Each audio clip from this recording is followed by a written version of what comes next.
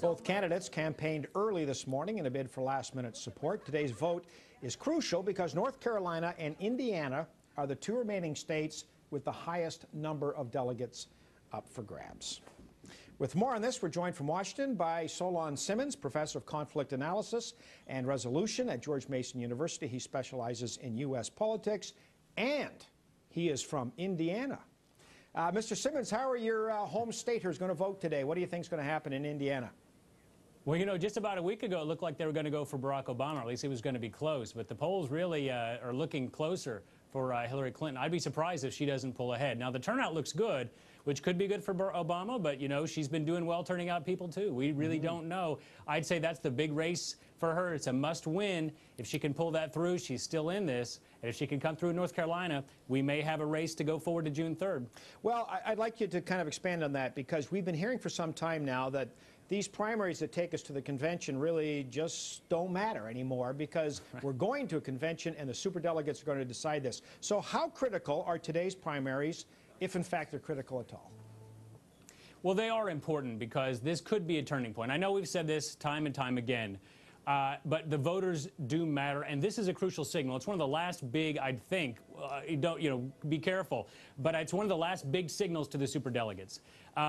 For example, if there's an upset, what it's not already priced into the polls, that is, if one manages to win both of these states, we're going to see the superdelegates' story will start to drift in the direction of whatever candidate has done that. People are waiting for surprise. Superdelegates think differently than voters, so there's a different calculus in this. They're a little more strategic, a little more careful, sometimes even a little more carried along by the current. So we don't exactly know, but we think this is a big day. So if Obama wins as expected in North Carolina and Clinton wins in Indiana as expected, it's kind of a push, right? However, if Obama wins in Indiana as well as North Carolina, wouldn't there be a lot of pressure on Hillary Clinton to drop out of this race?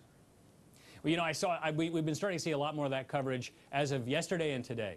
But she is very feisty. I would be surprised if she's going to fall out of this race, even if she loses in Indiana. I would expect to see her push forward. I mean, now her new story, remember, is I'm a fighter. I'm the working class fighter who sticks it up and I fight for you, a Rocky Balboa type. So that's her story. How the heck did she do that, by the way? I mean, how does she get the blue-collar workers, really? You know, well, what happened in my view is you've got the Democratic Party has changed over time. It used to be a working class party, and around the 1960s and 70s it turned into a middle class party. But there are two middle class parties. There's one of them that's sort of more hawkish and business friendly, and another which is what we call the new politics side. That's Hillary Clinton and Barack Obama.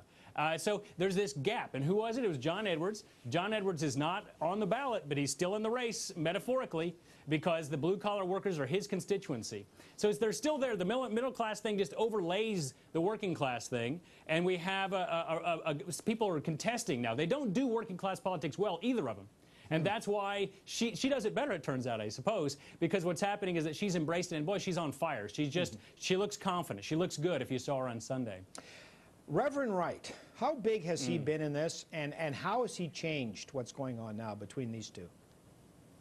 He is huge. You really cannot overestimate the effect that he had on the race. I mean, you can look at, usually we're a little bit cautious in saying these things. You know, it could be many factors. This was one big factor, and everybody gets it. Obama gets it, Clinton gets it, and you can bet McCain gets it. So even if that is Obama manages to win, this issue will come back to haunt him. I frankly see this as one of the biggest and most notorious events in American presidential history. I think it's going to be the Willie Horton of this campaign. It's going to come back. It's going to haunt us. And it's just a big issue, and I think it may be behind him for now, but boy, it'll come back. I'm glad you mentioned McCain, because one of the things we heard when it became very apparent that these two were going to slug it out over months, one of the things that many people said were, you know, this is going to hurt the party, because McCain sits there home and cooled out, and these two are just going to start flinging mud. Has that happened, and is the party hurting because of this? We don't know that either. You know, there are really two minds on this. People are very stressed about the fact that the campaign has gone on so long.